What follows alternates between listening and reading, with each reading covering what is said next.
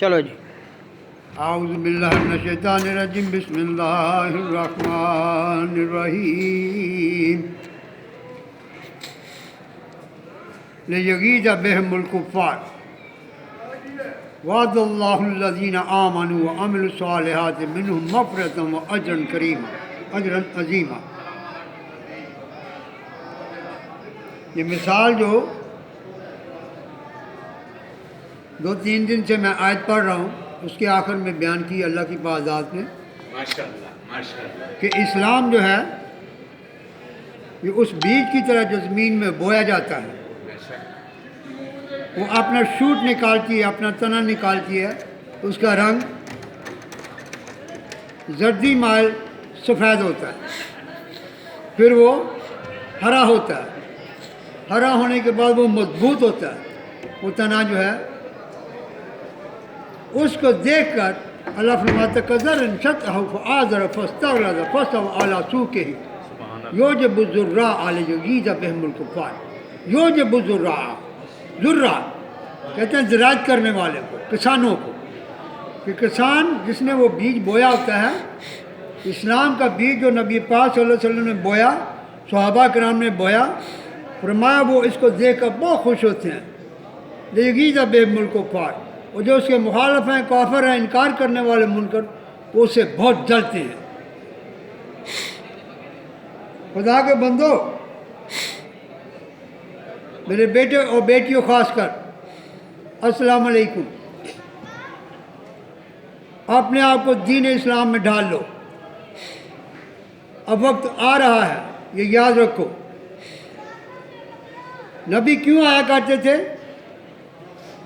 کہ پہلے نبیوں کی قومیں بگڑ جاتی تھی، جب وہ نبی چلے جاتے تھے کچھ سالوں بعد وہ بگڑ جاتی تھی، اللہ ان کو سیدھا کرنے کے لیے دوبارہ نبی لاتا تھا. اب ہم سب یہ جانتے ہیں کہ نبی تو آنا کوئی نہیں، لیکن قوموں نے تو بگڑتا رہنا، یہ تو ہونا ہے، اس کو کوئی بچا نہیں سکتا بگڑنے سے.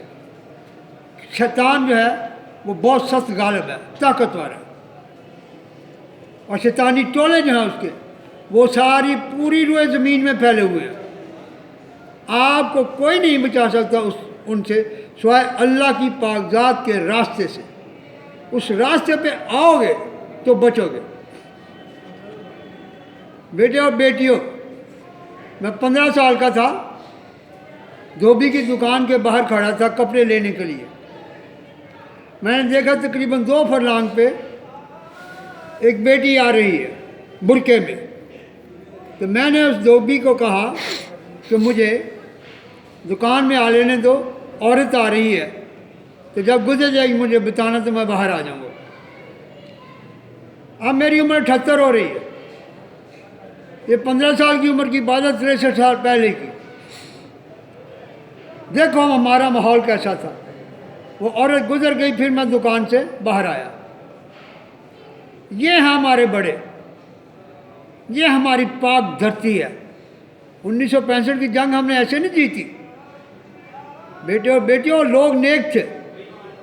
دیکھتے بزرگوں نے کیسے ٹینکوں کے نیچے چل آ کر اپنی جانیں دے دی. یہ کون دے سکتا ہے؟ آج تو میں یہ سن رہا ہوں کہ یہی بیٹیاں اور بیٹے، یہاں تک کہ بیٹیاں بھی پاؤڈر پی رہی ہیں کالجوں اسکولوں میں.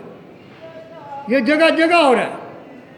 یہ ماحول میں نے باہر مغربی ملکوں میں دیکھا ہوا، میں خود وہاں رہا ہوا ہوں، ان میں یہ چیزیں دیکھی ہیں. میرے انڈر عورتوں نے کام کیا جو نشہ کرتی تھی. خدا کے بندو، دین اسلام میں آؤ. کیوں ان کفر کی طرف جا رہے ہو؟